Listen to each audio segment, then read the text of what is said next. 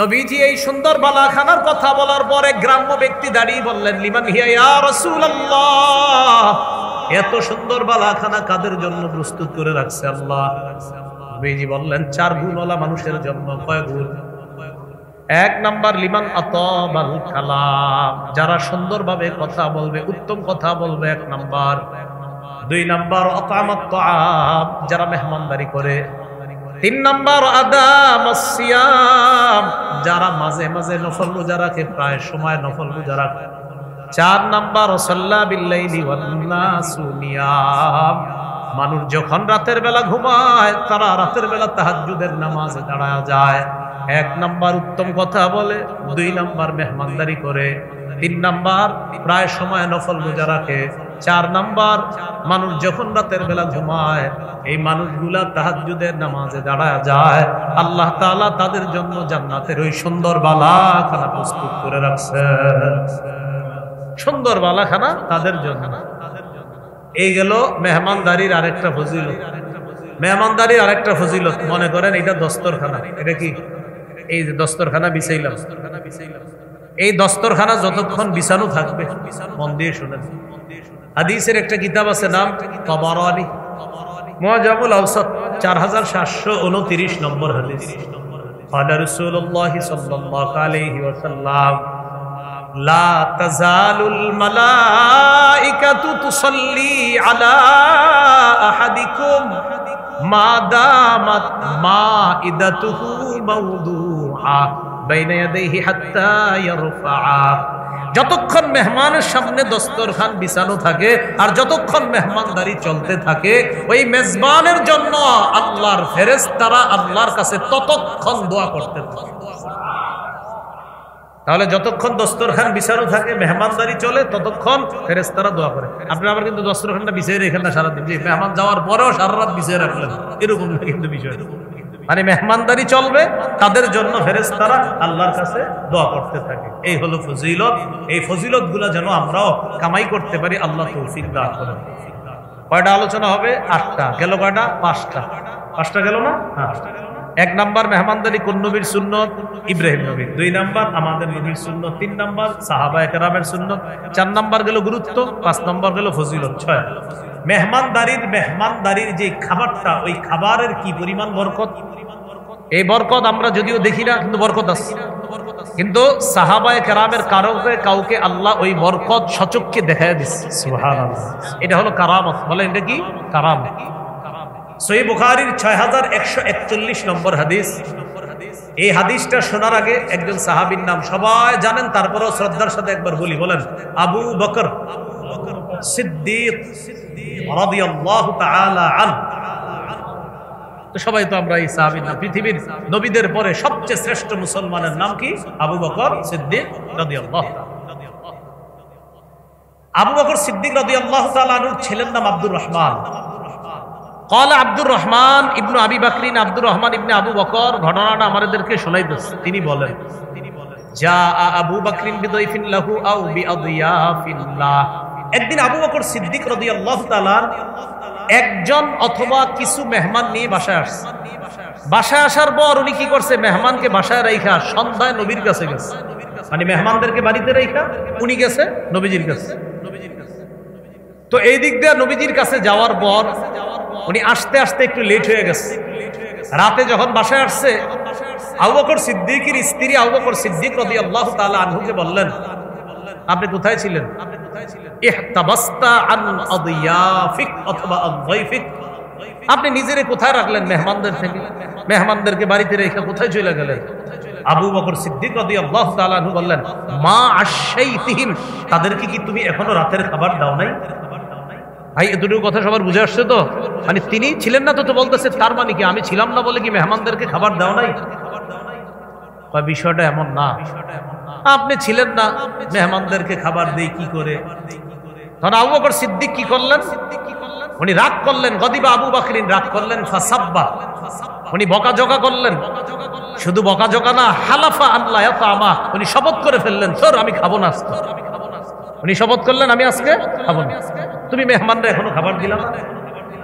এই কথা বলে আব্দুর রহমান, ওই যে ওনার ছেলে আব্দুর রহমানকে, আমি বুঝতেছি যে আম্মারে বকাঝকা করার পর এখন আমারে বকাঝকা করবে, এজন্য ইখতাবা তো আমি লুকিয়ে গেছি আগে থেকে। আমারে আব্বা আড়াল থেকে বলতেছে, এই কোথায়? হাদিসের শব্দটা যেটা, এটার অর্থ হলো ওহে মূর্খ, তুই কোথায়? বাবা তো সন্তানকে এটা বলতেই পারে, সাবধান, এটা কিন্তু বাবা তার সন্তানকে বলছে, আমরা বলতেছি না। এই তুই কোথায়, তুমি কোথায় ছিলে এতক্ষণ? একজন বাবা তার শাইখুল হাদিস ছেলেরও এই কথা বলতে পারে, এটা কোনো সমস্যা না। বাবা সন্তানকে এটা বলতে পারে, হ্যাঁ বুঝো না কিচ্ছু, মূর্খ কোথাকার, এটা বাবা সন্তানকে বলতে পারে, সমস্যা না। ইসহাক নামে একজন পুত্র সন্তানের সুসংবাদ দেওয়ার জন্য, দুই, ইব্রাহিম নবীর ভাই হারান, এই হারানের সন্তান লূত আলাইহিস সালাম, অর্থাৎ ইব্রাহিম নবীর ভাতিজা লূত আলাইহিস সালাম যে এলাকার নবী, ওই এলাকাটা ছিল মুতাফিকাহ এলাকা। ওই এলাকার যে জাতি ছিল তাদের 10টা ভয়ঙ্কর খারাপ বদভ্যাস ছিল। এর মধ্যে একটা বদভ্যাস ছিল তাদের সমকামিতা নামক ভয়ঙ্কর অপরাধ। এই অপরাধের মধ্যে তারা লিপ্ত হতো। এই অপরাধের কারণে তাদেরকে ধ্বংস করার জন্য ফেরেশতারা দুনিয়াতে আসছে। এই দুইটা উদ্দেশ্যে তারা আসছে। আমাদের আলোচ্য বিষয় ওটা না, আলোচ্য বিষয় হলো মেহমানদারি। ইব্রাহিম নবী তাদের সামনে খাবার পেশ করলেন, মেহমানদারি করতে চাইলেন, যাই হোক তারা ফেরেশতা হওয়ার কারণে গ্রহণ করে নাই। হাদিসে আছে, عن أبي هريرة رضي الله تعالى عنه قال قال رسول الله صلى الله عليه وسلم كان أول من ضيف الضيف إبراهيم عليه الصلاة والسلام। পৃথিবীতে সর্বপ্রথম মেহমানদারির এই প্রচলন, এই সুন্নত যিনি করেছেন তিনি হলেন আল্লাহর নবী ইব্রাহিম আলাইহিস সালাতু ওয়াস সালাম। এই হলো ইব্রাহিম নবীর মেহমানদারি। আমাদের আলোচ্য বিষয়ের দ্বিতীয় আলোচনা আমাদের নবীর মেহমানদারি। সহিহ বুখারীর 3 নম্বর হাদিস, রাসূলুল্লাহ সাল্লাল্লাহু আলাইহি সাল্লাম হেরা পর্বতে অবস্থান করলেন, ইবাদত বন্দেগীতে কাটাইতেছে। পরিবার থেকে আলাদা হয়ে ইবাদতে কাটায়। হাদিসের ভাষ্য অনুযায়ী 1 মাস, তাফসীরের কিতাবের ভাষ্য অনুযায়ী 6 মাস ধ্যানমগ্ন ছিলেন। জিবরিল আলাইহিস সালাতু ওয়াস সালাম নবীজির কাছে আসলেন। আসার পর বললেন, ইকরা, পড়েন। রাসূলুল্লাহ সাল্লাল্লাহু আলাইহি সাল্লাম জবাব দিলেন, মা আনা বিকারিইন, আমি পড়তে পারি না। এই কথা বলার পর নবী বলেন, জিবরিল আমিন আমাকে চাপ দিছে, আমার প্রচন্ড কষ্ট হয়েছে। সুম্মা আরসালানি, এরপর আমাকে ছেড়ে দিছে, কষ্ট দূর হয়ে গেছে। আমাকে আবার বললেন, ইকরা, পড়েন। আমি বললাম, মা আনা বিকারিইন, আমি পড়তে পারি না। আবার আমাকে চাপ দিছে, আমার প্রচন্ড কষ্ট হয়েছে। সুম্মা আরসালানি, আবার ছেড়ে দিয়েছে। আবার বললেন, ইকরা, পড়েন। আমি বললাম, মা আনা বিকারিইন, আমি পড়তে পারি না। এভাবে কয়েকবার হওয়ার পর জিবরিল আমিন বললেন, ইকরা বিসমি রাব্বিকাল্লাযী খালাক, পড়েন প্রভুর নামে, রবের নামে যিনি সৃষ্টি করেছেন। এই কথা বলার পর আল্লাহ তাআলা নবীর জবানে সূরা আলাকের 5টা আয়াত উচ্চারণের তৌফিক দিলেন। সূরা আলাকের 5টা আয়াত নবীজি উচ্চারণ করলেন। রাজা বিহা ইয়ারজুফু ফুআদু, নবীজির অন্তর কাঁপতেছে। আয়াত নিয়ে নবীজি হেরা পর্বত থেকে আসলেন বাসায়, পরিবারের কাছে। আসার পর বললেন, জাম্মিলুনি জাম্মিলুনি, আমাকে কাপড় দিয়ে ঢাকো, চাদর দিয়ে ঢাকো, বস্ত্রাবৃত করো আমাকে। ফাজাম্মালুহু, তারা নবীজিকে ঢাকলেন। সুম্মা ক্বালা লি খাদিজা আও আখবারাহাল খবরা, রাসূলুল্লাহ সাল্লাল্লাহু আলাইহি সাল্লাম আম্মাজান খাদিজাতুল কুবরা রাদিয়াল্লাহু তাআলা আনহাকে পুরা ঘটনা শুনাইলেন।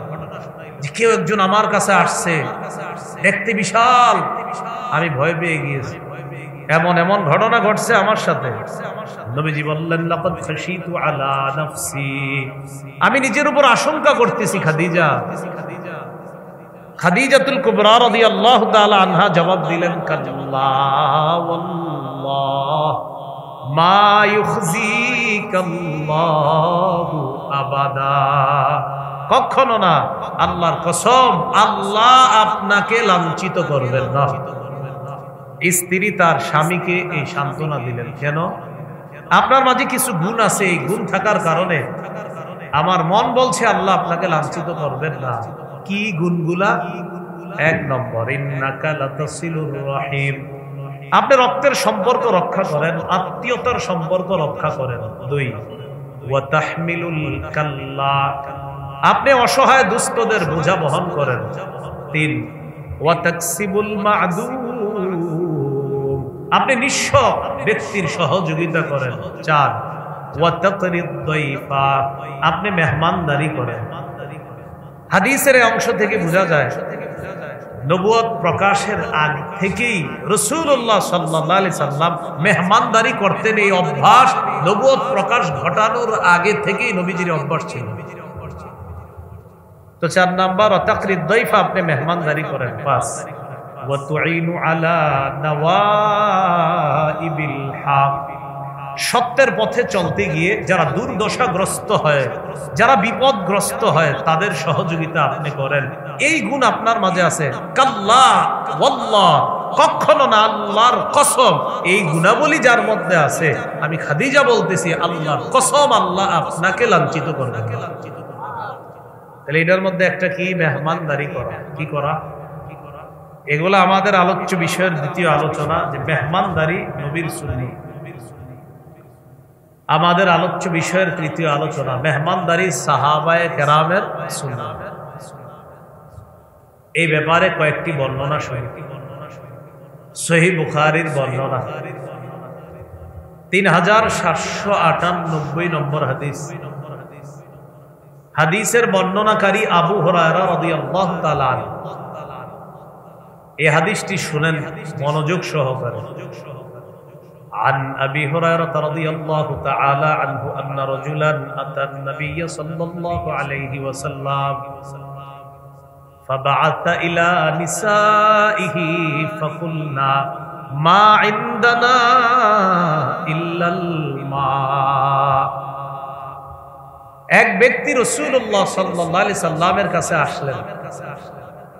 নবীজি অভ্যাস অনুযায়ী তার বিবিদের ঘরে এই তথ্য যাচাই করার জন্য খবর পাঠালেন যে ঘরে মেহমানদারি করার মতো কোনো খাবার আছে কিনা।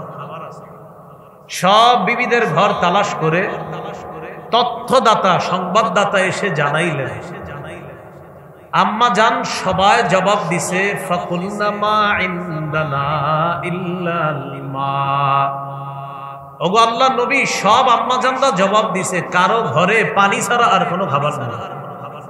সবার ঘরে শুধু কি আছে? পানি। অতএব মেহমানদারি যে করবে তো কি দিয়ে করবে? আছে সবার ঘরে পানি, সব বিবিদের ঘরে শুধু পানি আছে।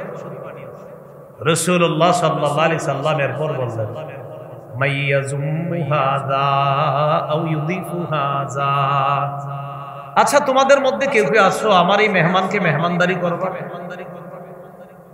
فقال رجل من الأنصار أنا يا رسول الله।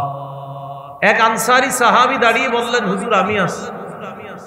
মুহাদ্দিসিনে কেরাম পূর্বাপর লক্ষ্য করে বললেন, এই আনসারী সাহাবী দ্বারা উদ্দেশ্য হলো আবু তলহা রাদিয়াল্লাহু তাআলা।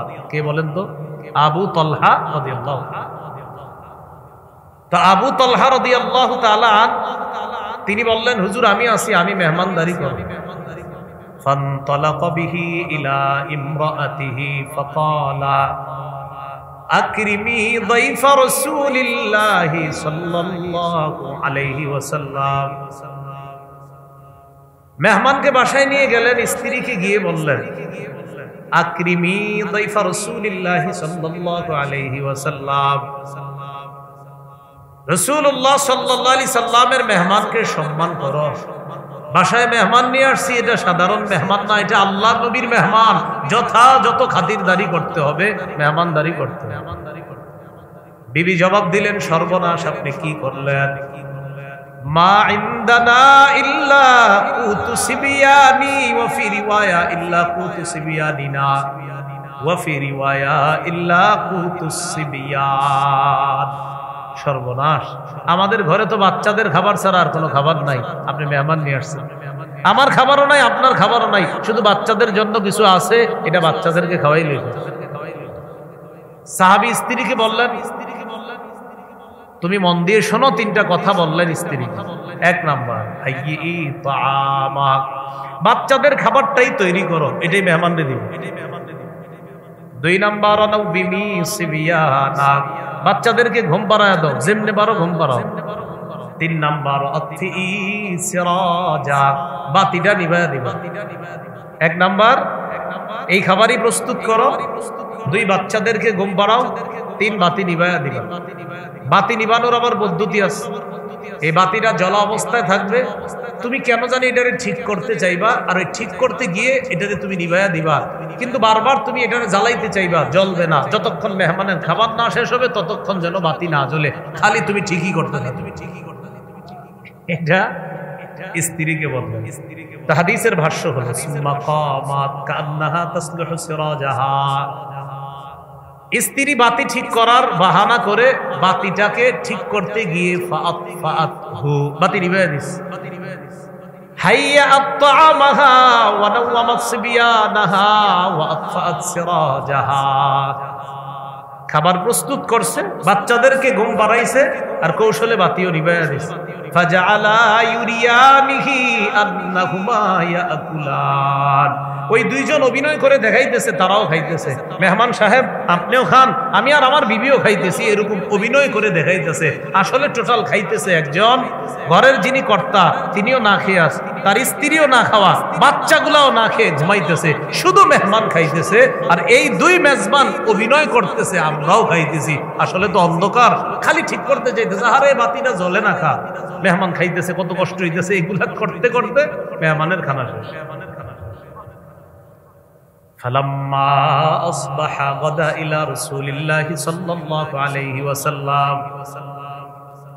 সাহাবী সকালবেলা আল্লাহর নবীর কাছে যায়। যাওয়ার পর নবী বললেন, লাকাদ আজিবাল্লাহ ওয়া ফি রিওয়ায়াতিন উখরা দাহিকাল্লাহুল লাইলাতা মিন সানিইকুমা বিদাইফিকুমাল লাইলা। তুমি আর তোমার বিবি গত রাতে কি করছো? তোমার আর তোমার বিবি এই দুইজন মেহমানের সাথে যেই কর্মকাণ্ড করেছো, যে আশ্চর্য মেহমানদারি করেছো, তোমাদের এই মেহমানদারি দেখে আল্লাহ তাআলা খুশি হয়ে তোমাদের কর্মকাণ্ডে আল্লাহ হেসে দিয়েছে। আল্লাহ হাসছে তোমাদের কর্মকাণ্ড, আল্লাহ হাসি দিয়েছে তোমাদের কর্মকাণ্ড। চিন্তা করেন, মাখলুকের কর্মকাণ্ডে খালেক হাসে। সুবহানাল্লাহ। কার কর্মকাণ্ডে? মাখলুকের কর্মকাণ্ডে খালেক খুশি হয়, খালেক হাসে। কি আশ্চর্য কথা! শুধু তাই নয়, কোরআনের আয়াত আল্লাহ নাজিল করে দিয়েছেন। সূরা হাশরের 9 নম্বর আয়াত আল্লাহ নাজিল করে দেয়। আল্লাহ তাআলা বলেন, ওয়া ইউসিরুনা আলা আনফুসিহিম ওয়ালাউ কানা বিহিম খাসাসা। সাহাবায়ে কেরামের অভ্যাস হলো এই, নিজেদের প্রয়োজন থাকা সত্ত্বেও তারা অন্যদেরকে নিজেদের উপর প্রাধান্য দেয়। এটা হলো সাহাবায়ে কেরামের অভ্যাস। আর এই অভ্যাসের প্রশংসা করে আল্লাহ কোরআনে আয়াত নাযিল করেন। এই গেল সাহাবায়ে কেরামের মেহমানদারির একটা দৃষ্টান্ত। আর একটা দৃষ্টান্ত দিই আমরা। ইবনে আবি দুনিয়া অনেক বড় একজন আল্লাহ ওয়ালা, অনেক বড় একজন মুহাদ্দিস। তার কিতাবের 20 নম্বর হাদিস মুহাম্মদ ইবনে সিরিন রহমাতুল্লাহি আলাইহি থেকে বর্ণনা। তিনি বলেন, কানা আহলুস সুফফাতি ইযা আমসাউ। আহলুস সুফফা মানে নবীজি সাল্লাল্লাহু আলাইহি সাল্লামের মদিনায় প্রতিষ্ঠিত মাদ্রাসা, মাদ্রাসাতুস সুফফার ছাত্রদেরকে বলা হয় আহলুস সুফফা অথবা আসহাবুস সুফফা। এখন আপনারা যারা হজে যাবেন বা উমরায় যাবেন, আল্লাহ সকলকে যাওয়ার তৌফিক দান করুন। তো হজে বা উমরায় গেলে মসজিদে নববীতে গিয়ে দেখবেন একটা জায়গা পিতলের কালারের মতো একটা শিকল দিয়ে এটা ঘেরাও করা আছে। ছোট্ট এই জায়গাটায় সাহাবায়ে কেরাম ক্লাস করতেন, আর নবীজি তাদেরকে ক্লাস করাইতেন। ওই মাদ্রাসারই ছাত্র আবু হুরায়রা রাদিয়াল্লাহু তাআলা, তিনি এই মাদ্রাসায় থেকে পড়াশোনা করতেন। তিনি বলেন আলা মিল ইবাতনি, আমি পেটে ভাতে পড়াশোনা করতাম। পেটে ভাতে মানে পাইলে খাইতাম, না পাইলে না খাইতাম। ওই যুগেই সাহাবায়ে কেরাম জিজ্ঞাসা করছে, তুমি নবীরে পাইলা এত কম, হাদিস এত বেশি কিভাবে বলো? মাত্র 3 বছর নবীজির ছাত্র ছিলেন। কয় বছর? 3 বছর। অথচ হাদিসের কিতাব খুলবেন, আবু হুরায়রা নামটা পাবেন না, হবে না, এই নাম পাবিনি আপনি। তো উনি বলেন আমি পেটে ভাতে নবীর কাছে পড়ে থাকতাম, নবীজি খাইলে আমি খাইতাম, নবী না খাইলে আমি খাইতাম না, এভাবেই চলতো। তো এই মাদ্রাসার ছাত্ররা আহলুস সুফফাহ বলা হয়, আসহাবুস সুফফাহ।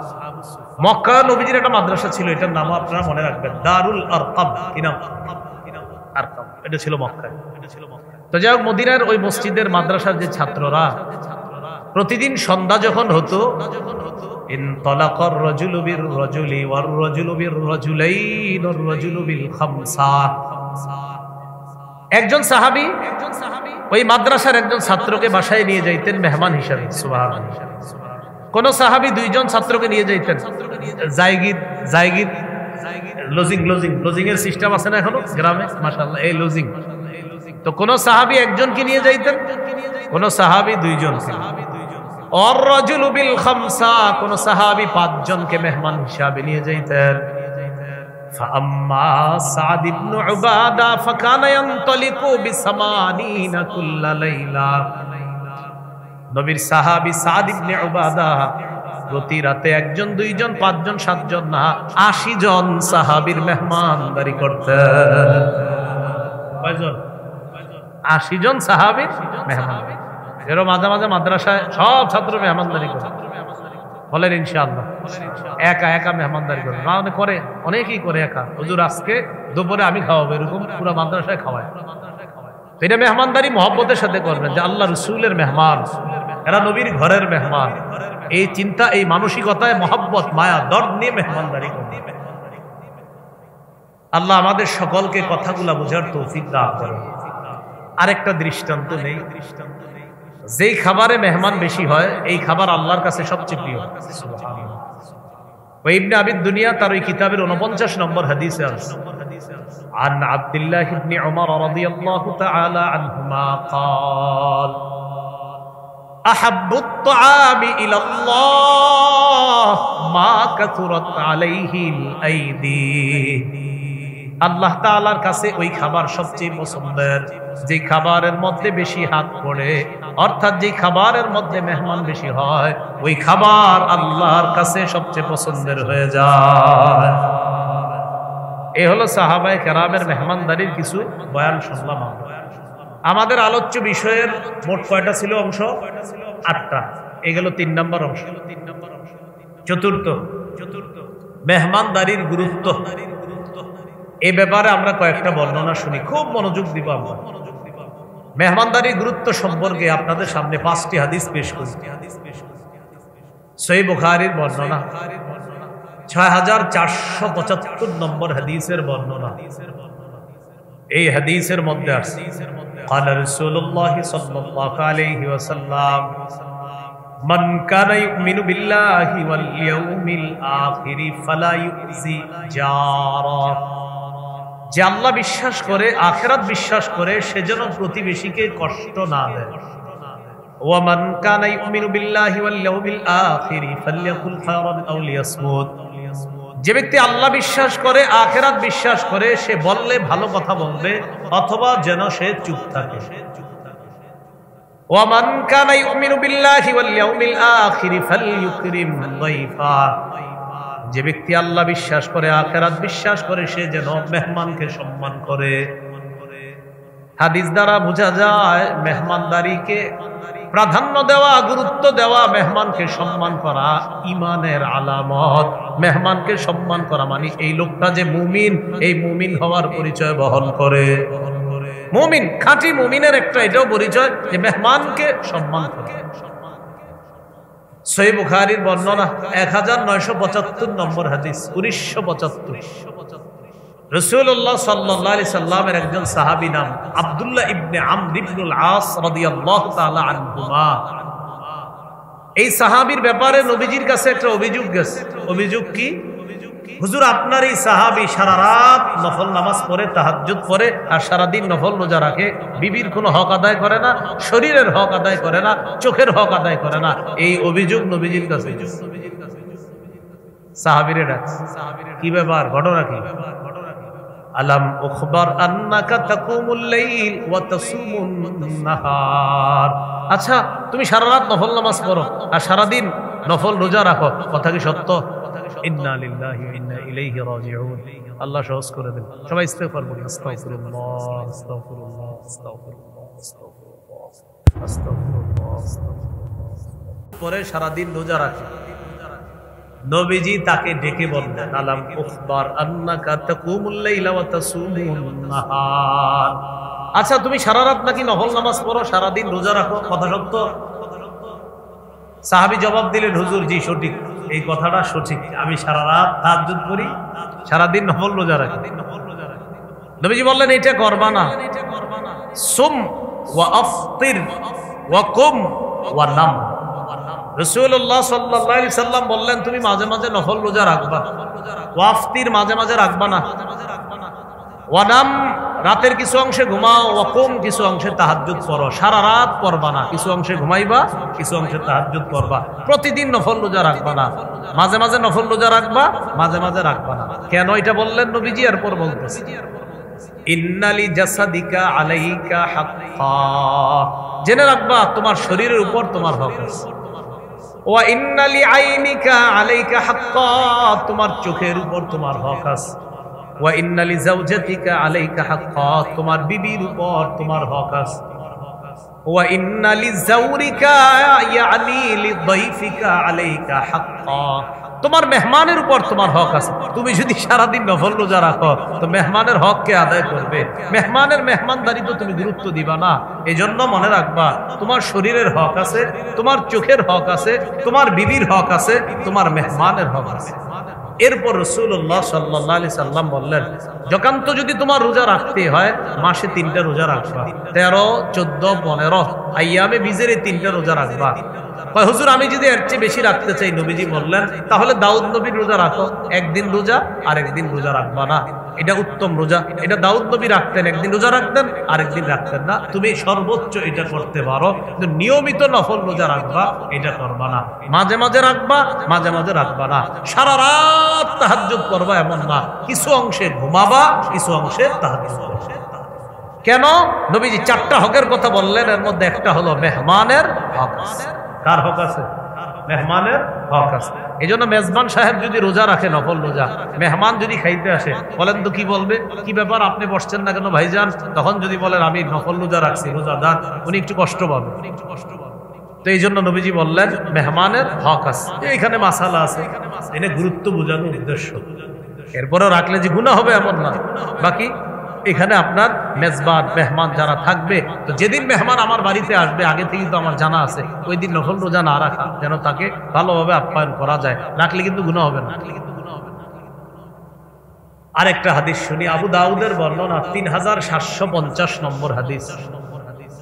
এই হাদিসে আছে, ক্বালা রাসূলুল্লাহ সাল্লাল্লাহু আলাইহি ওয়াসাল্লাম, লাইলাতুদ দাইফি হাক্কুন আলা কুল্লি মুসলিম, অন্তত এক রাত মেহমানদারি করা প্রত্যেকটা মুসলমানের উপর হক, কর্তব্য। ফামান আসবাহা বিফিনাইহি দাইফুন, অতএব তোমাদের কারো আঙিনায় যদি মেহমান উপস্থিত হয়ে যায়, ফাহুয়া আলাইহি দাইনুন, ওই ব্যক্তির জন্য ঋণ পরিশোধ করার মতো মেহমানদারি করা তার উপর কর্তব্য হয়ে যায়। ঋণ পরিশোধ করা যেমন কর্তব্য, অন্তত এক রাত তোমার উপর কেউ মেহমান হলো তোমার বাসায়, তার মেহমানদারি করা ওই ঋণ পরিশোধের মতো মেহমানদারি করাটাও কর্তব্য হয়ে যায়। তাহলে এখান থেকেও মেহমানদারির গুরুত্ব বুঝে আসে। আরেকটা হাদিস শুনি আমরা, সহিহ বুখারীর 6137 নম্বর হাদিসের বর্ণনা। এই হাদিসটা শুনলে একটা অংশে আপনাদের হাসি উঠবে, বাকি গুরুত্ব বুঝে আসবে। সাহাবায়ে কেরামের একদল আয়েশা নবীজিরে বললেন, হুজুর অমুক এলাকায় গেছি, আমাদেরকে মেহমানদারি করে না।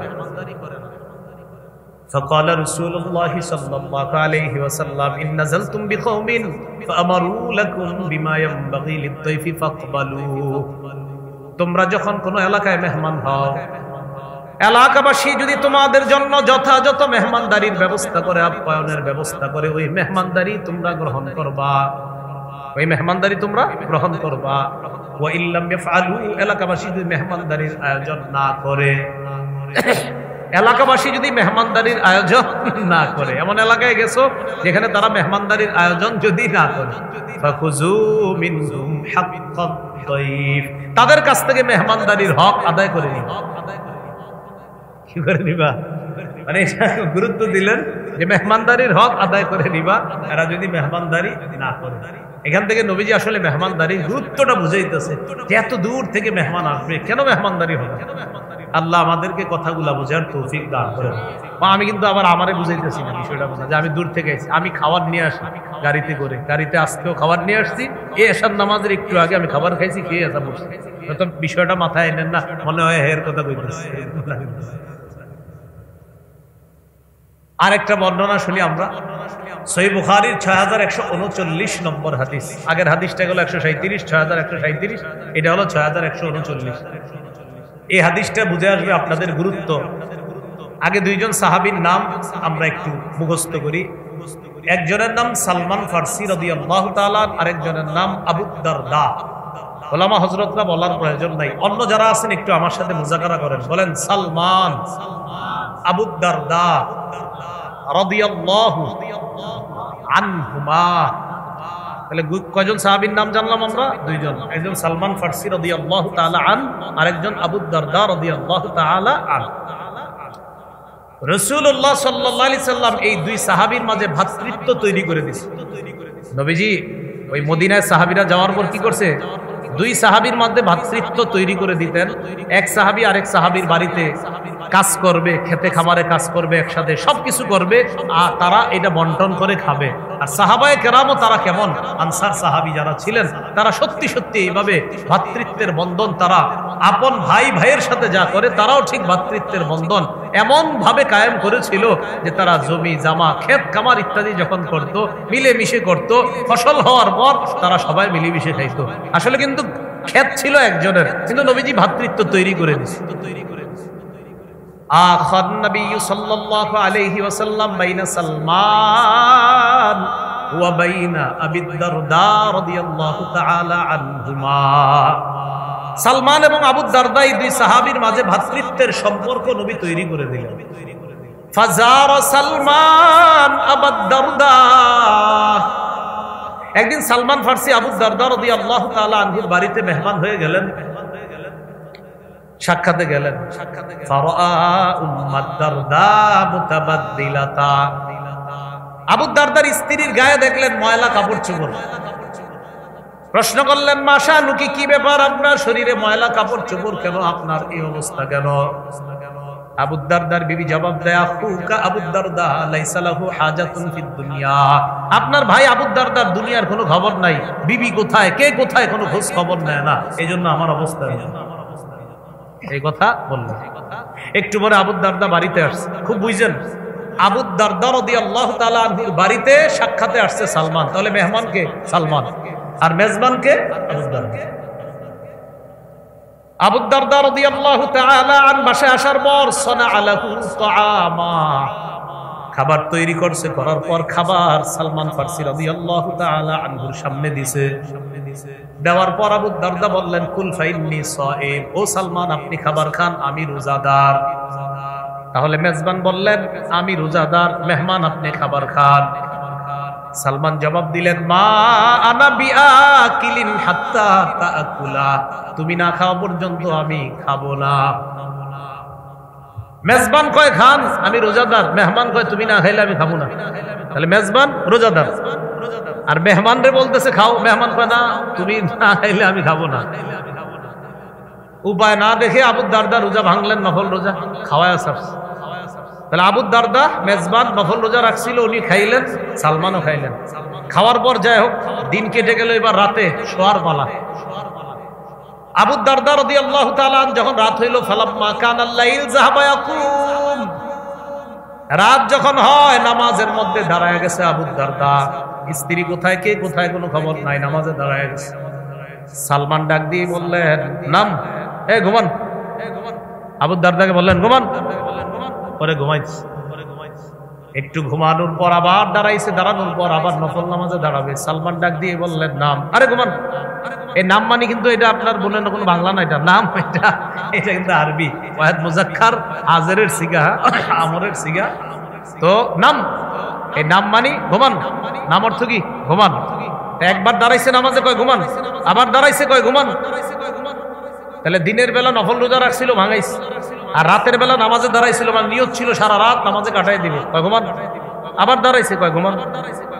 ফালাম্মা কানা আখিরুল লাইল, এইভাবে রাত যখন শেষ রাত হয়, দুই সাহাবী তারা কি করলেন? সাল্লায়া, শেষ রাতে দুজন তাহাজ্জুদ করলেন। সকাল যখন হয়, আবু দারদা আল্লাহর নবীর কাছে গেলেন। বুঝে থাকলে বলেন আবু দারদা মেজবান নাকি মেহমান? মেজবান। আবু দারদা রাদিয়াল্লাহু তাআলা আনহু নবীর কাছে গিয়ে বললেন যাকারা যালিকালা, পুরা ঘটনা বিস্তারিত শুনাইলেন। ইয়া রাসূলুল্লাহ, আমি তো দিনের বেলা নফল রোজা রাখি, সালমান আমারে নফল রোজা রাখতে দেয় নাই। রাতের বেলা আমি সারা রাত নামাজে ইবাদতের মধ্যে কাটায় দেই, সালমান রাতের বেলা আজকে সারা রাত নামাজ পড়তে দেয় নাই, রাতের শেষ অংশে আমাকে নামাজ পড়তে দিয়েছে। নবীজি বললেন সাদাকা সালমান। সালমান কি বলছে তোমারে? কয় সালমান আমারে বলছে এরকম সারা রাত না পড়ে কিছু অংশে নামাজ পড়তে, আর আমারে বলছে ডেলি এরকম রোজা না রাখা, মাঝে মাঝে নফল রোজা রাখতে। নবীজি বললেন সাদাকা সালমান, সালমান সত্য কথা বলছে। হাদিসের গুরুত্ব বুঝে আসে যেই অংশটা, এটা হলো মেহমানের সম্মানে মেজবান নফল রোজা পর্যন্ত ভেঙে ফেলতে হয়েছে। এই মেহমানের গুরুত্ব বোঝার জন্য আমরা এই হাদিসটা নিতে পারি। এইগুলো আজকে আমাদের আলোচ্য বিষয়ের আলোচনার 4 নাম্বার আলোচনা। মনে আছে না? মেহমানদারি বিষয়ে কয়টা আলোচনা জানবো আমরা? 8টা। 4 নাম্বার গেল মেহমানদারির গুরুত্ব। 5 নাম্বার আলোচনা মেহমানদারির ফজিলত। মেহমানদারির কি ফজিলত, এই ব্যাপারে কয়েকটি হাদিস শুনি আমরা। তিরমিজির বর্ণনা 1855 নম্বর হাদিস। এই হাদিসে আছে ক্বালা রাসূলুল্লাহ সাল্লাল্লাহু আলাইহি ওয়াসাল্লাম উবুদুর রহমান ওয়া আত'ইমুত তাআম ওয়া আফশুস সালাম তাদখুলুল জান্নাতা বিসালাম। আল্লাহ নবী বলেন 3টা আমল করবা। উবুদুর রহমান, রহমানের ইবাদত করবা। 2 নাম্বার আত'ইমুত তাআম, খাবার খাওয়াও, মেহমানদারি করো। 3 নাম্বার আফশুস সালাম, সালামের ব্যাপক প্রচার ঘটাও। তাদখুলুল জান্নাতা বিসালাম, নিরাপদে জান্নাতের মেহমান হয়ে যাও। ইবাদত করো, মেহমানদারি করো, সালামের ব্যাপক প্রচার প্রসার ঘটাও, নিরাপদে জান্নাতে প্রবেশ করো। তাহলে আমরা কি শিখলাম ফজিলতে? মেহমানদারি করা জান্নাতে যাওয়ার কারণ। আরেকটা ফজিলত জানি আমরা, মেহমানদারি করলে জান্নাতের অনিত্য সুন্দর বালা খানার মালিক পাওয়া যায়। সুবহানাল্লাহ। তিরমিজির বর্ণনা 2527 নম্বর হাদিস, 2527 নম্বর হাদিস। এই হাদিসে আছে ক্বালা রাসূলুল্লাহ সাল্লাল্লাহু আলাইহি ওয়াসাল্লাম, আল্লাহ নবী বলেন ইন্না ফিল জান্নাতি লাগুরাফা ইউরা বুতুনুহা মিন যুহুরিহা ওয়া যুহুরুহা মিন বুতুনিহা। জান্নাতের কিছু বালাখানা আছে এমন, যেই বালাখানার সৌন্দর্য ভিতরের সৌন্দর্য বাহির থেকে, আর বাহিরের সৌন্দর্য ভিতর থেকে দেখা যায়। বিদেশের কিছু বাড়ির এই সৌন্দর্য দেখবেন আর বলবেন আল্লাহ এত সুন্দর। তো দুনিয়ার বাড়ি যদি আপনার এত সুন্দর লাগে, আল্লাহর জান্নাতের সেই রাজপ্রাসাদ বালাখানা কত সুন্দর হবে। নবীজি এই সুন্দর বালাখানার কথা বলার পরে গ্রাম্য ব্যক্তি দাঁড়িয়ে বললেন লিমান হিয়া ইয়া রাসূলুল্লাহ, এত সুন্দর বালাখানা কাদের জন্য প্রস্তুত করে রাখছে আল্লাহ? নবীজি বললেন 4 গুণওয়ালা মানুষের জন্য। কয় গুণ? 1 নাম্বার লিমান আতাবাল কালাম, যারা সুন্দরভাবে কথা বলবে, উত্তম কথা বলবে 1 নাম্বার। 2 নাম্বার আতামাত তাআম, যারা মেহমানদারি করে। 3 নাম্বার আদামাস সিয়াম, যারা মাঝে মাঝে নফল রোজা রাখে, প্রায় সময় নফল রোজা রাখে। 4 নাম্বার সাল্লা বিল্লাইলি ওয়ান নাসু নিয়াম, মানুষ যখন রাতের বেলা ঘুমায় তারা রাতের বেলা তাহাজ্জুদের নামাজে দাঁড়ায় যায়। এক নাম্বার উত্তম কথা বলে, 2 নাম্বার মেহমানদারি করে, 3 নাম্বার প্রায় সময় নফল রোজা রাখে, 4 নাম্বার মানুষ যখন রাতের বেলা ঘুমায় এই মানুষগুলা তাহাজ্জুদের নামাজে দাঁড়ায় যায়, আল্লাহ তাআলা তাদের জন্য জান্নাতের ওই সুন্দর বালাখানা প্রস্তুত করে রাখছেন। সুন্দর বালাখানা তাদের জন্য। এই গেল মেহমানদারির আরেকটা ফজিলত। মেহমানদারির আরেকটা ফজিলত মনে করেন এটা দস্তরখানা। এটা কি? এই যে দস্তরখানা বিছাইলাম, এই দস্তরখানা যতক্ষণ বিছানো থাকবে, মন দিয়ে শুনেন, হাদিসের একটা কিতাব আছে নাম তাবারানী মুআজামুল আওসাত 4729 নম্বর হাদিস। ক্বালা রাসূলুল্লাহ সাল্লাল্লাহু আলাইহি ওয়াসাল্লাম লা তাযালুল মালাইকাতু তুসাল্লি আলা আহাদিকুম মা দামাত মাইদাতুহু মাওদুআ বাইনা ইয়াদাইহি হাত্তা ইয়ারফাআ। যতক্ষণ মেহমানের সামনে দস্তরখান বিছানো থাকে আর যতক্ষণ মেহমানদারি চলতে থাকে, ওই মেজবানের জন্য আল্লাহর ফেরেশতারা আল্লাহর কাছে ততক্ষণ দোয়া করতে থাকে।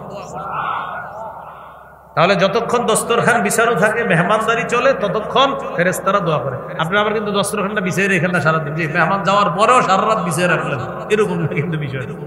মানে মেহমানদারি চলবে, তাদের জন্য ফেরেশতারা আল্লাহর কাছে দোয়া করতে থাকে। এই হলো ফজিলত। এই ফজিলত গুলা যেন আমরাও কামাই করতে পারি, আল্লাহ তৌফিক দান করেন। কয়টা আলোচনা হবে? 8টা। গেল কয়টা? 5টা গেল না? হ্যাঁ। 1 নাম্বার মেহমানদারি কোন নবীর সুন্নত? ইব্রাহিম নবী। 2 নাম্বার আমাদের নবীর সুন্নত। 3 নাম্বার সাহাবায়ে কেরামের সুন্নত। 4 নাম্বার গেল গুরুত্ব। 5 নাম্বার গেল ফজিলত। 6 মেহমানদারির যে খাবারটা, ওই খাবারের কি পরিমাণ বরকত। এই বরকত আমরা যদিও দেখি না, কিন্তু বরকত আছে। কিন্তু সাহাবায়ে কেরামের কাউকে আল্লাহ ওই বরকত সচক্ষে দেখায় দিচ্ছে। সুবহানাল্লাহ। এটা হলো কারামত। বলেন এটা কি? কারামত। সহিহ বুখারীর 6141 নম্বর হাদিস। এই হাদিসটা শোনার আগে একজন সাহাবীর নাম সবাই জানেন, তারপরেও শ্রদ্ধার সাথে একবার বলি। বলেন আবু বকর সিদ্দিক রাদিয়াল্লাহু তাআলা আনহু। তো সবাই তো আমরা এই সাহাবীর নাম, পৃথিবীর নবীদের পরে সবচেয়ে শ্রেষ্ঠ মুসলমানের নাম কি? আবু বকর সিদ্দিক রাদিয়াল্লাহু তাআলা। আবু বকর সিদ্দিক রাদিয়াল্লাহু তাআলা আনহুর ছেলের নাম আব্দুর রহমান। ক্বালা আব্দুর রহমান ইবনু আবি বকরিন আব্দুর রহমান ইবনে আবু বকর ঘটনাটা আমাদেরকে শোনাইতেছে। তিনি বলেন, জা আবু বকরিন বিদাইফিন লাহু আও বিআদিয়াফিল্লাহ। একদিন আবু বকর সিদ্দিক রাদিয়াল্লাহু তাআলা একজন অথবা কিছু মেহমান নিয়ে বাসায় আসছে। বাসায় আসার পর উনি কি করছে? মেহমানকে বাসায় রাইখা সন্ধ্যায় নবীর কাছে গেছে। মানে মেহমানদেরকে বাড়িতে রাইখা উনি গেছে নবীজির কাছে। তো এই দিক দিয়ে নবীজির কাছে যাওয়ার পর উনি আসতে আসতে একটু লেট হয়ে গেছে। রাতে যখন বাসায় আসছে, আবু বকর সিদ্দিকের স্ত্রী আবু বকর সিদ্দিক রাদিয়াল্লাহু তাআলা আনহুকে বললেন, আপনি কোথায় ছিলেন? ইহতাবাস্তা আন আদিয়াফিক অথবা আযয়ফিক। আপনি নিজেরে কোথায় রাখলেন মেহমানদের থেকে? মেহমানদেরকে বাড়িতে রেখে কোথায় চলে গেলেন? আবু বকর সিদ্দিক রাদিয়াল্লাহু তাআলা আনহু বললেন, মা আশাইতিহিম। তাদেরকে কি তুমি এখনো রাতের খাবার দাও নাই? ভাই এতটুকু কথা সবার বুঝে আসছে তো? মানে তিনি ছিলেন না তো বলতেছে, তার মানে কি আমি ছিলাম না বলে কি মেহমানদেরকে খাবার দাও নাই? বিষয়টা এমন না। আপনি ছিলেন না, মেহমানদেরকে খাবার দেই কি করে? তখন আবু বকর সিদ্দিক কি করলেন? উনি রাগ করলেন। গদিবা আবু বকরিন, রাগ করলেন। ফাসাব্বা, উনি বকাঝকা করলেন। শুধু বকাঝকা না, হালাফা আল্লাহ ইয়াতামা, উনি শপথ করে ফেললেন, স্যার আমি খাবো না আজকে। উনি শপথ করলেন আমি আজকে খাবো না। তুমি মেহমানরা এখনো খাবার দিলাম না। এই কথা বললে আব্দুর রহমান, ওই যে ওনার ছেলে আব্দুর রহমানকে, আমি বুঝতেছি যে আম্মারে বকাঝকা করার পর এখন আমারে বকাঝকা করবে, এজন্য ইখতাবা তো আমি লুকিয়ে গেছি আগে থেকে। আমারে আব্বা আড়াল থেকে বলতেছে, এই কোথায়? হাদিসের শব্দটা যেটা, এটার অর্থ হলো ওহে মূর্খ তুই কোথায়? বাবা তো সন্তানকে এটা বলতেই পারে, সাবধান, এটা কিন্তু বাবা তার সন্তানকে বলছে, আমরা বলতেছি না। এই তুই কোথায়? তুমি কোথায় ছিলে এতক্ষণ? একজন বাবা তার শাইখুল হাদিস ছেলেরও এই কথা বলতে পারে, এটা কোনো সমস্যা না। বাবা সন্তানকে এটা বলতে পারে। হ্যাঁ, বুঝো না কিচ্ছু, মূর্খ কোথাকার, এটা বাবা সন্তানকে বলতে পারে, সমস্যা না। তো আবু বকর সিদ্দিক রাদিয়াল্লাহু তাআলা ছেলেরা বলতেছে, তুমি কোথায়? তো আমি জানি যে আব্বা এখন আমার উপর রাগ করবে, এই যে আগে থেকে লুকিয়ে রয়েছে। তো আব্বা শপথ করছে খাবে না। এদিক দিয়ে হালাফাতিল মারআহ, মারআ দ্বারা উদ্দেশ্য আম্মা, আম্মাও শপথ করছে আল্লাহ তাতআমা হাত্তা ইয়াতআমা, যে আপনি যদি না খান আমিও খাবো না। কয়জন হইল শপথের সংখ্যা? দুইজনের। মেহমানরা শপথের কথা শুই না হালাফু আল্লাহ ইয়াতআমু, এরাও শপথ করছে আমরাও খাবো না হাত্তা ইয়াতআমা, আবু বকর যতক্ষণ না খাবো। কি ঘটনা ঘটে গেল? উনিও খাবে না, ঘরওয়ালি উনিও খাবে না, মেহমানরাও খাবে না। আবু বকর সিদ্দিক বললেন, আমি বুঝে ফেলছি আমাদের এই সবার কর্মকাণ্ড এগুলা শয়তানের কাজ। বলি নাউযুবিল্লাহ। উনি খাবার আনাইলেন, আনার পর উনি শপথ ভাঙলেন, আকালা নিজে খাইলেন, আকালু সবাই খাইলেন। ফাজআলু লা ইয়ারফাউনা লুকমাতান ইল্লা রাবা, দেখেন ইল্লা রাবা মিন আসফালিহা আকসারু মিনহা, যখনই লুকমা উঠায় ওই লুকমার নিচে খাবার আগের চেয়ে আরো বেড়ে যায়। একটা লোকমা খাবার উঠায়, খাবার নিচে দিয়ে আরো বাড়ে। এই যে বরকত, ওই বরকত আমরা দেখি না, কিন্তু আসলে বরকত হয় মেহমানদারির খাবারে। আল্লাহ ওই বরকতটা আবু বকর সিদ্দিক এবং যে মেহমান ছিল বাসায় সবাইরে দেখায় দিয়েছে। এটা ছিল সিদ্দিক আকবরের কারাম, আবু বকর সিদ্দিক রাদিয়াল্লাহু তাআলা আনহুর কারাম। তো দেখেন এই যে মেহমানদারির খাবারে বরকত হইতেছে। তো এইখান থেকে আমরা কি বুঝতে পারলাম? মেহমানদারির খাবারে বরকত কেমন বরকত। দেখেন এই বরকতি খাবার থেকে সবাই শপথ করে বলছিল আমি খাবো না, উনি বলে আমি খাবো না, মেহমানরা কয় আমি খাবো না, অথচ আল্লাহ দেখাই দিলেন দেখছো তোমরা কোন খাবার না খেয়ে শপথ করলা, যে এই খাবার না খেয়ে কিভাবে শপথ করো, এটা তো বরকতি খাবার। সুবহানাল্লাহ। এই জন্য আল্লাহ এটা দেখাই দিচ্ছে। এইগুলো আমাদের 6 নম্বর আলোচনা। 7 নম্বর আলোচনা মেজবানের করণীয়। মেহমান যখন বাসায় আসবে, মেজবান এগিয়ে গিয়ে স্বাগত জানাবে, সালাম দিবে, মুসাফা করবে। রাসূলুল্লাহ সাল্লাল্লাহু আলাইহি সাল্লাম বলেন, মা মিন মুসলিমাইনি ইয়ালতাকিয়ান ফায়াতাসাফাহান ইল্লা গুফিরা লাহুমা ক্বাবলা আন ইফতারিকা। দুই মুসলমান যখন সাক্ষাৎ করবে, মুসাফা করবে, তারা পৃথক হওয়ার আগেই তাদের গুনাহগুলো মাফ হয়ে যাবে। তাহলে মেহমান আসলে তার সাথে সাক্ষাৎ করা, এই কথাটা মনে রাখা মেজবানের 1 নম্বর করণীয়। 2 নম্বর করণীয় তাড়াতাড়ি মেহমানদারির আয়োজন করা। তাড়াহুড়া করা শয়তানের কাজ। বলেন তাড়াহুড়া কার কাজ? বলেন তাড়াহুড়া কার কাজ? তবে বলেন সবাই তবে 5টি কাজ আমাদের তাড়াতাড়ি করা উচিত। প্রথম কথা, তাড়াহুড়া কার কাজ? তবে আমাদের কয়টি কাজ তাড়াতাড়ি করা উচিত? 5টি। 1 নম্বর মেহমানদারি করা। 2 নম্বর মৃত ব্যক্তিকে দ্রুত দাফন করা। 3 নম্বর কুমারী মেয়েকে দ্রুত বিয়ের ব্যবস্থা করা। 4 নম্বর ঋণ থাকলে ঋণ পরিশোধ করা। 5 নম্বর গুনাহ থেকে এখনই তওবা করা, দেরি না করা। এই 5 কাজ তাড়াতাড়ি করতে হবে, এগুলো শয়তানের কাজ। এর মধ্যে একটা হলো মেহমানদারি করা। 4 কাজে মুসলমানদের অলসতা করা উচিত নয়। কয় কাজে? 4 কাজে। 1 নম্বর বাবার সম্মানে আসন ছেড়ে দেওয়া, এখানে অলসতা করা যাবে না। আব্বারে কি বসতে দিমু না দিমু না, দিমু মানে আপনি যত বড় হন আপনার আব্বা দ্বারা থাকবে নাকি? আপনি উঠে যাইতে হবে, আব্বা বসেন, সে আপনি যত বড়ই হন, আব্বারে বসতে দিমু কিনা এই টেনশনও করা যাবে না। এলো 1 নম্বর বাবার সম্মানে আসন ছেড়ে দেওয়া, এই ক্ষেত্রে অলসতাও করা যাবে না, টেনশনও করা যাবে না। কিসের টেনশন? আব্বারে বসতে দিতে হবে। 2 নম্বর মেহমানের মেহমানদারি করা, এখানে অলসতা করা যাবে না।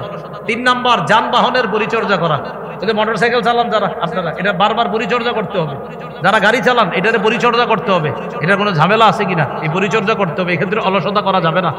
এটা গেল আপনার 3 নাম্বার। এই ক্ষেত্রে কি করা যাবে না বলেন তো? অলসতা করা যাবে না। 4, কোন আলেম, সে যেই কোনো আলেম হোক, যেই এলাকার আলেম হোক, শুধু ঢাকার আলেমকে সম্মান এমন না, স্থানীয় ওলামায়ে কেরাম যারা, সবাইকে কোনো আলেমকে সম্মান করার ক্ষেত্রে অলসতা না করা। যেমন ঢাকার যারা আসে তাদেরকে এমন সুন্দরভাবে বসান, স্থানীয় আলেমদেরকে এত সুন্দরভাবে কিন্তু বসান না, কিন্তু বিষয়টা সুন্দর হয় না। কোন আলেমকে সম্মান করার ক্ষেত্রে এই জাতীয় অলসতা করা যাবে। আলেম তার মধ্যে কোরআন আছে, হাদিস আছে, বাস তাকে সম্মান করতে হবে, সে বিবারিয়ার হোক আর ঢাকার হোক। এই কথাটা মাথায় রাখা। এই 4 কাজে অলসতা না করা। 1 নম্বর বাবার সম্মানে আসন ছেড়ে দেওয়া। 2 নম্বর মেহমানদারি করা। 3 নম্বর যানবাহনের মেরামত করেন। লোকমান হাকিম শুনছেন না নাম, ওনার উপদেশ। আর 4 নম্বর হলো কোন আলেমের সম্মান করা। এই ক্ষেত্রে কোন রকম অলসতা করা যাবে না। আর কয় কাজ তাড়াতাড়ি করতে হবে আমাদের? তাড়াতাড়ি কার কাজ? শয়তানের। আমাদের তাড়াহুড়া কয়টা কাজ করতে হবে? 5টা। এর মধ্যে একটা হলো মেহমানদারি করা। এই কথা মনে রাখা। মেজবানের ৩ নম্বর করণীয় হলো উত্তম খাবার পরিবেশন করা। গোস্ত এখন সিজনের উত্তম খাবার। সহিহ বুখারীর 4712 নম্বর হাদিসের বর্ণনা, উতিয়ান নবী সাল্লাল্লাহু আলাইহি সাল্লাম বিলাহমিন, নবীর কাছে গোস্ত আনা হলো। ফারুফিয়া ইলাইহি যিরা, নবীর কাছে বাহুর অংশ দেওয়া হলো, গোস্তের রানের অংশ। কানাত তুজিবহু, রানের অংশটা নবী পছন্দ করতেন। আপনারা আবার ঢালাও ভাবে রান চাইেন না, গিয়ে মেজবানের বাড়ি থেকে এক রান কয়জনকে খাওয়াবেন? নবী পছন্দ করতেন আর কি গোস্ত, এর মধ্যে আপনার রানের অংশ এটা পছন্দ করতেন। কানাত তুজিবহু, পছন্দ করতেন। নাহসা মিনহা নাহসা, নবীজি এইভাবে মজা করে নিজে দাঁত দিয়ে কামড়িয়ে খাইতেন। এই খাবার দিতে পারেন। আরেকটা হলো বকরির গোস্তের পায়া, এটা নবী পছন্দ করতেন, বকরির পায়া। তো এটাও আপনি মেহমানরে পরিবেশন করতে পারেন, এটা নবীজি খুব পছন্দ করতেন, যে বকরির পায়া। এটা হলো মেজবানের করণীয়, এটা তার সামনে পরিবেশন করা।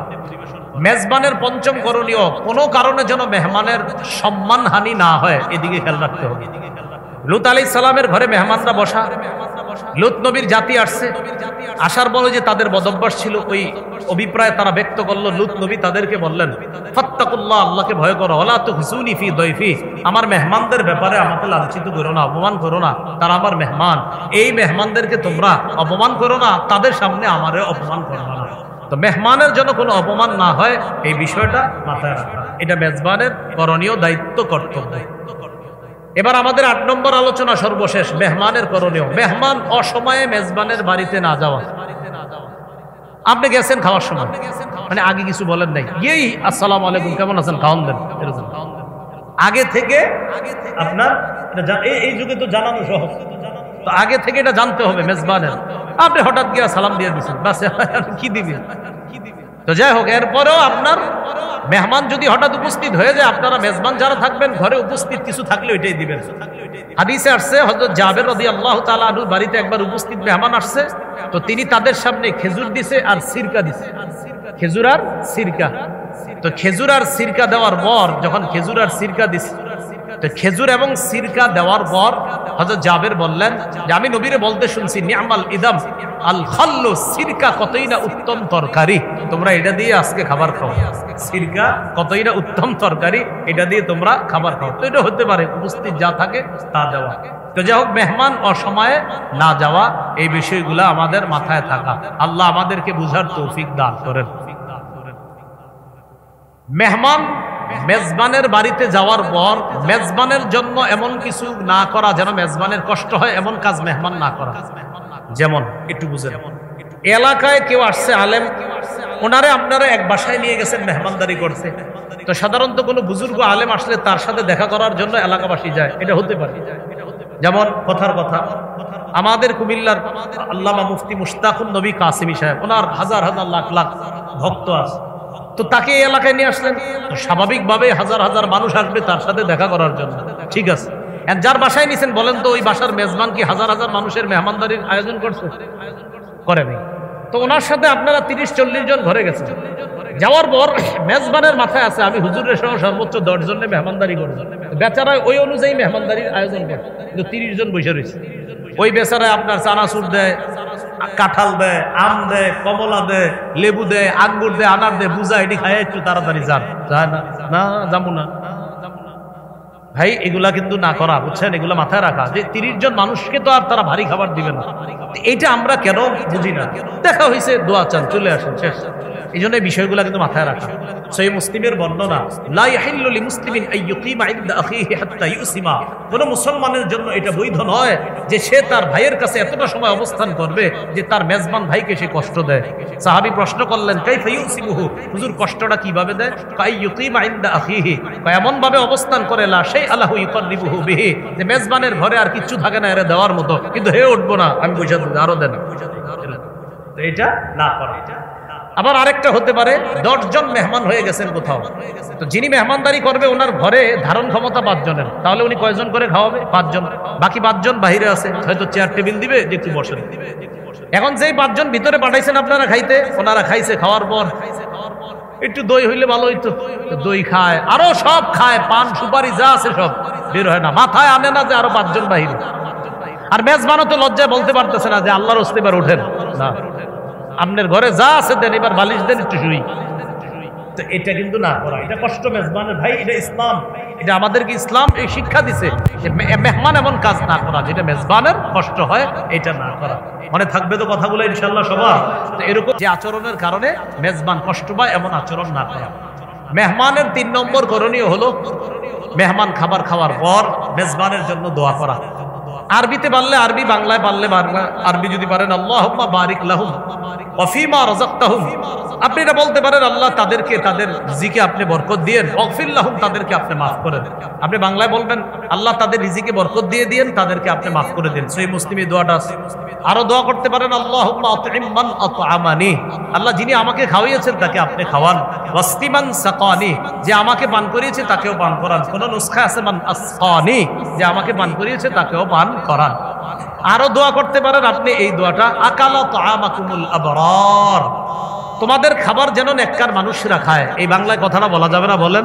আর হাদিসেও আছে লা ইয়াকুল তাআমাকা ইল্লা তাকিয়ুন, এ মানুষ আমার উম্মত তোমরা শোনো, তোমার ঘরের খাবারটা ভালো মানুষরা ছাড়া যেন অন্যরা না খায়, তাকওয়া বা নেককার মানুষরাই যেন তোমার খাবারটা গ্রহণ করে।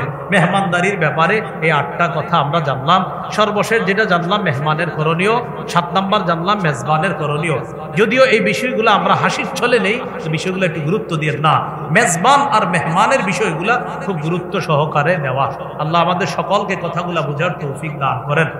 আর কিছু আমল করব আমরা। এর মধ্যে সাপের উপদ্রব বেড়ে গিয়েছে, এই জন্য অনেকে টেনশন খুব। এই সাপের ব্যাপারে আবু দাউদের বর্ণনা 5248 নম্বর হাদিসের বর্ণনা।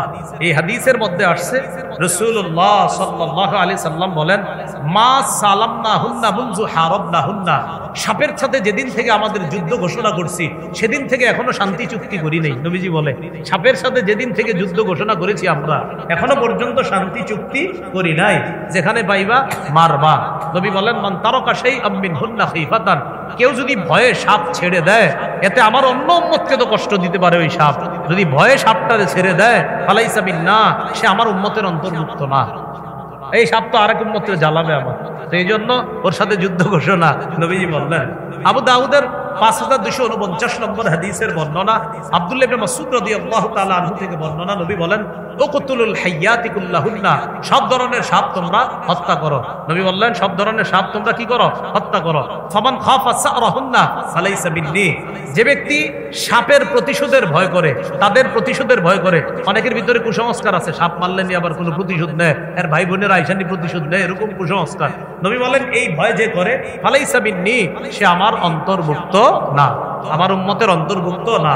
আবু দাউদের 5251 নম্বর হাদিসের বর্ণনা। এই হাদিসের মধ্যে আসছে আব্বাস ইবনুল আব্দুল মুত্তালিব নবীজি সাল্লাল্লাহু আলাইহি সাল্লামকে বললেন, ইন্না নুরিদু আন নাকনিসা জামজাম, হুজুর আমরা জমজম কূপটা পরিষ্কার করি। তো তখন তো মাটি ছিল, আপনারা জানেন জমজম কূপের আশেপাশে মাটি। তো এই জমজম কূপ ঝাড়ু দিতে যাই, পরিষ্কার করতে গিয়ে তখন আমরা দেখি ওখানে ইন্না ফিহা মিন হাদিহিল জিন্নান ইয়ানি আল হাইয়াতিস সিগার, ছোট ছোট সাপ দেখা যায় ওই জমজম কূপের পাশে। এই বাচ্চাগুলা কি মেরে ফেলবো? নবীজি বললেন উকতুলুল হাইয়াত, তোমরা মেরে ফেলো। আমার নবী সাল্লাল্লাহু আলাইহি সাল্লাম বিকতলিহিন্না, নবী এই ছোট ছোট সাপগুলোও মেরে ফেলার নির্দেশ দিয়েছেন। আবু দাউদের 5251 নম্বর হাদিসের বর্ণনা আর 252 নম্বর হাদিসের বর্ণনা। রাসূলুল্লাহ সাল্লাল্লাহু আলাইহি সাল্লাম বলেন উকতুলুল হাইয়াত, তোমরা সব সাপ হত্যা করো, বিশেষ করে ওয়াদাতু ফিয়াতাইন, ডোরা কাটা সাপ হত্যা করবা, ওয়াল আত্তার, লেজ কাটা সাপ হত্যা করবা। ফাইন্নাহুমা, কেননা এই দুইটা ইয়ালতামিসানিল বাসর, চক্ষু দৃষ্টি শক্তি কেড়ে নেয়। এই দুই সাপ ডোরা কাটা আর লেজ কাটা এগুলা দৃষ্টি শক্তি কেড়ে নেয়। আর ওয়াইসকিতানিল হাবালা, এগুলা কি করে? গর্ভের সন্তানকে পর্যন্ত গর্ভপাত ঘটায় দেয়। এই ডোরা কাটা সাপ আর হলো লেজ কাটা, এগুলার তোমরা বিশেষ করে হত্যা করবা। বাঁচবো কিভাবে? একটা দোয়া করবো আমরা। তিরমিজির বর্ণনা 3604 নম্বর হাদিস, আমার সাথে একটু বলেন আউযু বি কালিমাতিল্লাহি তাম্মাতি মিন শাররি মা খালাক। কিছু জায়গায় আছে তাম্মাহ টান নাই, আর কিছু জায়গায় তাম্মাত টান আছে।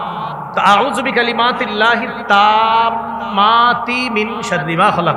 এই এলাকার উলামা হযরত যারা আছেন আপনাদের প্রতি অনুরোধ রইল আর কি, যদি পারেন আপনারা দোয়াটা একটু লেখা লেমনিটিং করে মাদ্রাসার সামনে বা মসজিদের সামনে অথবা এলাকায় মানুষে দিয়ে দিলেন, এই আমলটা যেন করে। 3 বার করবে আমলটা, আউযু বিকালিমাতিল্লাহি তাম্মাতি মিন শাররি মা খালাক।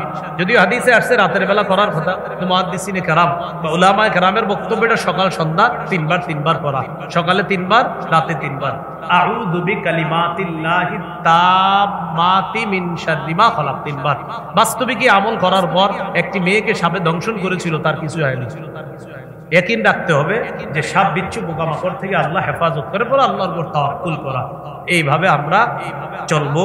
আল্লাহ আমাদের সকলকে যে কথাগুলো আজকে শুনলাম, বিশেষ আলোচনা, মূল আলোচনা, মেহমানদারির অংশটা সুন্নাহ মোতাবেক যেন আমরা মেহমান হতে পারি, মেহমানদারি করতে পারি, আল্লাহ তৌফিক দান করেন।